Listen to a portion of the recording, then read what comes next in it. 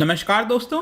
Recently Bloomberg की जो report सामने आई है उसमें बताया गया है कि in terms of performance Bharat का जो स्टॉक मार्केट है वो सबसे टॉप नंबर पर इमर्ज हुआ है। ये आप न्यूज़ देख सकते हो, India emerges top performing equity market in the world. Equity market का मतलब वही जो स्टॉक मार्केट होता है, जब आप शेयर्स वगैरह में निवेश करते हैं तो इसको इक्विटी मार्केट कहते हैं। जब आप किसी बॉन्ड के अंदर निवेश करते हैं, जब आपको फिक्स रेट ऑफ रिटर्न मिलता रहता है, उसको हम कहते हैं डेट मार्केट। तो जो इक्विटी मार्केट है, जो स्टॉक मार्केट है भारत का, वो पूरे विश्व भर के किसी भी मार्केट से अगर आप कंपेयर करोगे तो सबसे टॉप परफॉर्मेंस रहा है पिछले एक वर्ष में। इसके बारे में हम डिटेल से समझेंगे कि एग्जैक्टली क्या क्या चीजें रही हैं, किस तरह का परफॉर्मेंस है और इसका कारण क्या है। काफी कुछ जानने को है, चलिए आगे बढ़ते हैं। लेकिन उसके पहले अगर आप यूपीएससी की तैयारी कर रहे हैं तो इसके बारे में सारी जानकारी आपको डिस्क्रिप्शन में मिल जाएगी। वहां से जाकर आप हमारे जितने भी कोर्सेज हैं बहुत ही कम दाम पर अवेल कर सकते हैं। चलिए देखते हैं एग्जैक्टली यहां पर हो क्या रहा है, हम क्यों इसके बारे में बात कर रहे हैं। जैसा कि मैं आपसे कह रहा था कि ब्लूमबर्ग का एक बेंचमार्क इंडिसेस होता है, उसके आधार पर यहां पर कंपेयर किया गया, देखा गया, पता चला कि भारत का जो इक्विटी मार्केट है वो सबसे टॉप परफॉर्मिंग है। अब देखिएगा, टॉप परफॉर्मिंग दो तरह से देखा गया है। एक है आपका ईयर ऑन ईयर बेसिस और दूसरा है ईयर टू डेट पीरियड। अब इसको समझना है ये होता क्या। देखो, ईयर ऑन ईयर का मतलब ये हुआ कि जो पिछला 12 वर्ष है, मतलब जो लास्ट का पिछला 12 महीना हो गया, मतलब एक साल हो गया, इसको जब हम कंपेयर करते हैं पिछले वाले 12 महीने में, ठीक है।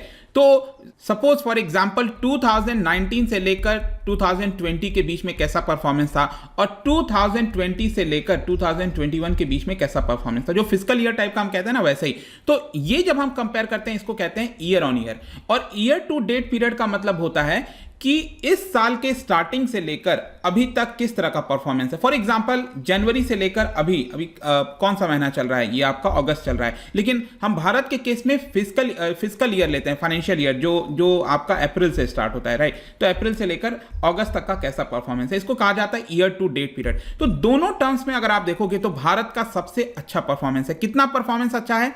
45% राइज देखने को मिला है इन लास्ट 12 मंथ्स। और ईयर टू डेट अगर हम देखें तो 19% देखने को मिला है। आप ये पर्टिकुलर चार्ट में देख सकते हो, जितने भी विश्व के सबसे बेस्ट परफॉर्मिंग स्टॉक मार्केट हैं अलग अलग देश के, जैसे कि ताइवान में अलग मिलेगा, फ्रांस का सीएसी अलग अलग आपको, जैसे यूएस का डाउ जोन्स आपने सुना होगा, इंडस्ट्रियल एवरेज जिसको कहा जाता है, ऑस्ट्रेलिया हो गया, जर्मनी, आप सभी का कंपेयर करिए। यहां पर भारत का जो एक साल का परफॉर्मेंस है ईयर ऑन ईयर, जिसको मैं कह रहा था, ये 45% है, आप देख सकते हो। बाकी किसी का भी 40% में है ही नहीं, किसी का 36, 33 और ईयर टू डेट भी आप देखिए यहां पर सबसे टॉप परफॉर्मेंस है। अगर आप जस्ट फ्रांस का यहां पर छोड़ दो जिसका 20% है, ये ईयर टू डेट की मैं बात करूं, उसके बाद यहां पर भारत का नंबर आपको देखने को मिलेगा। तो ये क्लियरली दिखाता है कि भारत का स्टॉक मार्केट का परफॉर्मेंस पूरे विश्व भर में सबसे अव्वल रहा है। तो यहां पर हम देखें, अगर आउट परफॉर्मेंस की बात की तो इसमें आपको एक दो चीजें और जाननी चाहिए। देखिए, एक इंडेक्स होता है जिसका नाम है MSCI वर्ल्ड इंडेक्स, ठीक है, वर्ल्ड का इंडेक्स होता है। इसमें बेसिकली जो विश्व के डेवलप्ड मार्केट हैं, ठीक है, उनका कैसा परफॉर्मेंस रहा है, उनका स्टॉक मार्केट पर कैसा परफॉर्मेंस है। और MSCI इमर्जिंग इंडेक्स, इसका मतलब होता है जो इमर्जिंग मार्केट है, जो डेवलपिंग कंट्रीज हैं, जैसे भारत, चाइना, तो इसमें भारत का, इनके कंपैरिजन में भारत का कैसा परफॉर्मेंस। अगर हम डेवलप्ड मार्केट के केस से कंपेयर करें तो भारत का 15% ज्यादा बेटर परफॉर्मेंस है। और अगर हम इमर्जिंग मार्केट के साथ कंपेयर करें तो 29% बेटर परफॉर्मेंस है पिछले 12 महीने के अंदर। तो आई होप कि ये चीज समझ में आ गया। दूसरा, यहां पर एक और चीज हमें जानना होता है जब हम स्टॉक मार्केट की बात करते हैं, तो बेसिकली भारत का विश्व के साथ को रिलेशन कैसा है। जैसे कि क्या होता है ना, यूजुअली अगर आप देखोगे तो यूएस का मार्केट अगर बढ़ रहा है, ठीक है, तो ऐसा यूजुअली माना जाता है कि अगले दिन भारत का भी जो स्टॉक मार्केट है वो भी पॉजिटिव में खुलेगा, राइट। मतलब कि अगर विश्व का मार्केट बढ़ रहा है तो भारत को भी तो फायदा मिलेगा ना, तो वो वैसे वैसे बढ़ता जाता है। तो इसको कोरिलेशन कहते हैं। अब कितना कोरिलेशन है, अगर सपोज विश्व की मार्केट 100 पॉइंट्स बढ़ रही है, ठीक है, तो भारत का भी अगर 100 पॉइंट बढ़ रहा है तो इसको क्या कहेंगे, 100% कोरिलेशन है, ठीक है। अगर मैं कहता हूं कि यहां पर अगर ये 100 पॉइंट बढ़ रहा है, यहां पर 50 पॉइंट ही बढ़ रहा है भारत का, तो यहां पर इसका मतलब क्या हुआ, 50% कोरिलेशन है। तो ये कोरिलेशन की मैं बात कर रहा हूं। तो अगर कोरिलेशन ज्यादा होगा, इसका मतलब क्या है कि आप विश्व के ऊपर ज्यादा डिपेंडेंट हो। तो अगर आप देखो पिछले कुछ महीने पहले तो 80% कोरिलेशन था, मतलब बहुत ज्यादा हम डिपेंडेंट थे। विश्व का मार्केट बढ़ेगा तभी हम बढ़ेंगे, विश्व का मार्केट गिरेगा तब भी हम यहां पर गिरना स्टार्ट कर जाएंगे, ठीक है। लेकिन आपकी तो इकोनॉमी स्ट्रांग होनी चाहिए ना, डजंट मैटर विश्व का क्या हो रहा है। हाँ, थोड़ा बहुत तो असर पड़ेगा ही, जाहिर सी बात है, क्योंकि हर चीज कनेक्टेड है आज के डेट में ग्लोबलाइज्ड वर्ल्ड में। लेकिन हमें अपने इकोनॉमी को स्ट्रांग करना है। तो यहां पर अब आप देखिए कोरिलेशन काफी हद तक कम हुआ है, 80% से गिरकर ये 61% हो गया है कोरिलेशन, जो कि एक अच्छी बात होती है। कहने का मतलब है कि भले ही विश्व की इकोनॉमी नीचे जाए, लेकिन भारत को हमेशा बेटर करना पड़ेगा, ठीक है। तो इसीलिए भारत का आउट परफॉर्मेंस यहां पर रहा है। इसके अलावा एक और इंटरेस्टिंग चीज मैं आपको बताता हूं, पिछले 12 महीने में अगर आप देखोगे एक साल के अंदर, तो भारत ने अपने इक्विटी मार्केट के अंदर जो मार्केट कैपिटलाइजेशन होता है उसमें $1 ट्रिलियन का एडिशन किया है। देखो मार्केट कैपिटलाइजेशन क्या है, सिंपली है कोई भी कंपनी है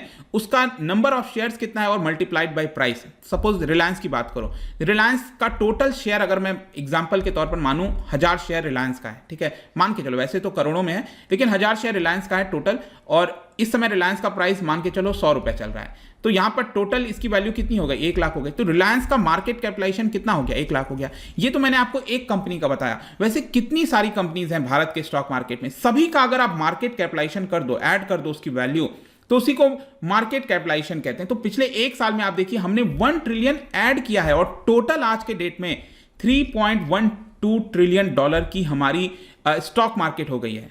मतलब जो टोटल वैल्यू है मार्केट कैपिटलाइजेशन जिसको कहते हैं देश का, वो आपका 3.1 ट्रिलियन से ज्यादा हो गया, यहां पर आप देख सकते हो। और भारत अभी इस केस में काफी पीछे। आप जस्ट इमेजिन करिए, यूनाइटेड स्टेट्स का आप देखो 51 ट्रिलियन डॉलर, जस्ट इमेजिन, मतलब ह्यूज, मतलब इसके आसपास कोई भी नहीं भटकता। यहां पर आप देखो China it is $12 trillion, Japan $6 trillion, again Hong Kong, United kingdom, France, ठीक है।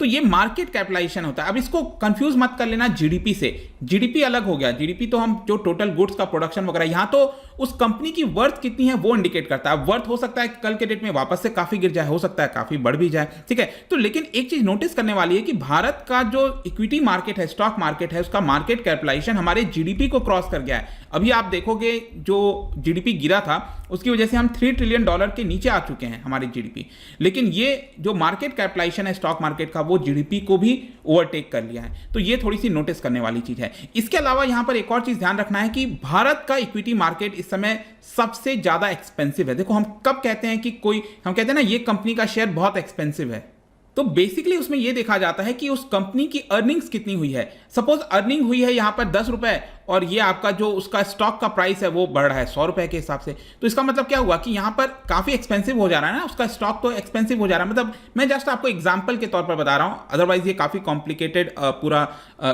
फॉर्मूला होता है जिसके माध्यम से कैलकुलेट करते हैं। तो बेसिकली अगर यहां पर आप देखो तो फाइनेंशियल ईयर 2021-22 जो चल रहा है आपका, उस समय जितनी भी अर्निंग हुई है उसके मुकाबले आप देखिए ये 23 गुना ज्यादा आपका इक्विटी मार्केट बढ़ चुका है। मतलब काफी एक्सपेंसिव है, 23 गुना ज्यादा, 23 टाइम्स। और करंट फिजिकल ईयर में आप देखिए तो यहां पर जो अर्निंग ग्रोथ है उसमें गिरावट की गई है 2.7% की। फिर जो फाइनेंशियल ईयर 2022-23 है वहां पर अपग्रेड किया गया है 2.1% की। बेसिकली आप यूं समझो सिंपली कि जो स्टॉक के प्राइसेस हैं इस समय वो काफी एक्सपेंसिव हैं, इसलिए कई सारे एक्सपर्ट्स यहां पर थोड़ा सतर्कता बरतने के लिए भी कह रहे हैं कि स्टॉक के प्राइसेस काफी महंगे हैं, हो सकता है उसमें करेक्शन आ सकता है नीचे जा। मैंने ऐसा नहीं बोल रहा हूं, लेकिन हाँ ये जो सिनेरियो है उसको देखते हुए कई सारे एक्सपर्ट्स का ये मानना है। जरूरी नहीं है कि ऐसा ही होगा, हो सकता है अभी और ज्यादा बढ़ता जाए। देखिए रीजन क्या है ओवरऑल, यहां पर जो टॉप परफॉर्मेंस है, जाहिर सी बात है किसी भी स्टॉक मार्केट के अंदर जितना ज्यादा पैसा आएगा उसकी वजह से उसकी वैल्यू बढ़ती जाएंगी। तो यहां पर आप देख सकते हो जो इंस्टीट्यूशनल फ्लो है बाहर से, जिसको हम फॉरेन पोर्टफोलियो इन्वेस्टर्स कहते हैं, उन्होंने बहुत सारा पैसा लगाया। उनको कहीं ना कहीं लगा कि भारत का मार्केट ज़्यादा बेटर होगा वहाँ पर रिटर्न लेने के लिए, तो यही लोग करते हैं। बेसिकली उनको कल के डेट में लगेगा कि चाइना में ज़्यादा अच्छा परफॉर्मेंस होगा तो वो भारत से पैसा निकाल कर चाइना ले जाएंगे, वहाँ से अगर लगेगा कि यूएस में होगा तो यूएस ले जाएंगे। ऐसे ही आपका चलता रहता है जो बाहर के निवेशक होते हैं। और साथ ही साथ ऐसा नहीं है कि सिर्फ बाहर की वजह से हुआ है, डोमेस्टिक साइड से भी आप देखिए तो बहुत सारे लोगों ने पैसा लगाया है यहाँ पर। टोटल अगर मैं आपको बताऊँ तो फॉरेन पोर्टफोलियो इन्वेस्टर्स हैं, उन्होंने पिछले एक साल में 2.2 लाख करोड़, जस्ट इमेजिन 2.2 लाख करोड़ निवेश किया है। भारत में भी अगर आप देखोगे जो रिटेल छोटे मोटे पार्टिसिपेशन है, जैसे मैं आप हम लोग जो थोड़ा बहुत पैसा लगाते हैं, सिस्टमैटिक इन्वेस्टमेंट प्लान जो एसआईपी जिसको कहा जाता है ना, उसके माध्यम से भी लोगों ने करीब 1 लाख करोड़ रुपए लगाए। तो बहुत ज्यादा पैसा है जिसकी वजह से हमारा परफॉर्मेंस जो है काफी बेटर है। और इसी को देखते हुए जो मॉर्गन स्टैनले वगैरह की रिपोर्ट आई है उसमें बताया जा रहा है कि ये सारी चीज़ें इंडिकेट करती हैं कि आगे आने वाले समय में जो ग्रोथ है वो इंप्रूव हो सकता है, क्योंकि तभी लोग पैसा लगाएंगे ना जब लगता है कि भारत में परफॉर्मेंस अच्छा रहेगा। जीडीपी के जल्दी नंबर्स आने वाले हैं, मैं आपको बताऊंगा उसके बारे में, जो पहला क्वार्टर है आपका इस वित्तीय वर्ष का। इसके अलावा इसकी वजह से भारत की जो रेटिंग है वो इंप्रूव हो सकती है। तो ये पूरा वीडियो था दोस्तों भारत के स्टॉक मार्केट के परफॉर्मेंस के बारे में, जो कि टॉप इमर्ज हुआ है। और जाने से पहले एक इंटरेस्टिंग क्वेश्चन आपके लिए, डिबेंचर्स आई एम श्योर आप लगातार सुनते होंगे, लेकिन एग्जैक्टली डिबेंचर का मतलब क्या है? एग्जाम में क्वेश्चन आया तो काफ़ी कंफ्यूजिंग हो सकता है बहुत से लोगों के लिए, तो डेफिनेटली इसका आंसर करिए। और इसका जो सही उत्तर है आपको पता ही है, मेरे इंस्टाग्राम पर तो आपको मिलेगा ही, वहाँ पर अगर आप नहीं हो कोई बात नहीं, टेलीग्राम से भी ले सकते हैं इसका राइट आंसर।